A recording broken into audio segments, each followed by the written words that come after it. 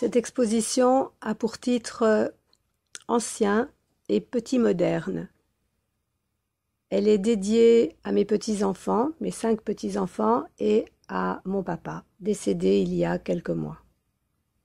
Ancien et petit moderne, d'une part parce que c'est ce qui apparaît comme sous-titre sur la carte de visite de l'atelier de restauration de tapis d'Orient de mes parents, d'autre part parce que c'est un clin d'œil à l'histoire de l'art et aussi aux petits-enfants. Toutes ces peintures sont reliées entre elles peut-être par le fait qu'elles sont toutes peintes avec les doigts comme outil. Avec la naissance des petits-enfants, des séries sont nées qui sont peut-être les séries qu'on pourrait appeler les guili-guili, ou les gouzi-gouzi, ou les gedek-gedek. Ça dépend de la langue, hein. Les onomatopées, elles sont en rapport aux langues.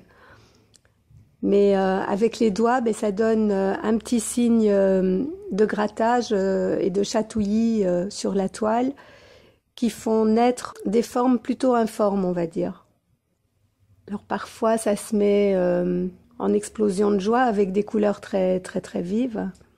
Et parfois, et souvent même, c'est le rapport au boustrophédon, c'est-à-dire cette écriture qui va de gauche à droite et de droite à gauche, à l'instar des bœufs qui tracent des sillons dans les champs, et surtout à l'instar du tissage d'un tapis, le tapis d'Orient, qui est très fort présent par le fait que j'ai grandi au milieu des tapis d'Orient et que dans l'atelier de restauration de mes parents, c'était quelque chose qui se pratiquait, qui était là sous mes yeux, et que ces rapports de points noués, point par point, de gauche à droite et de droite à gauche, de manière inconsciente au départ, je les reproduis dans le travail de peinture, de la pose de la peinture, et puis quand on me l'a fait remarquer, j'ai continué à l'appliquer, mais à ce moment-là de manière consciente pour prolonger le geste de ma maman.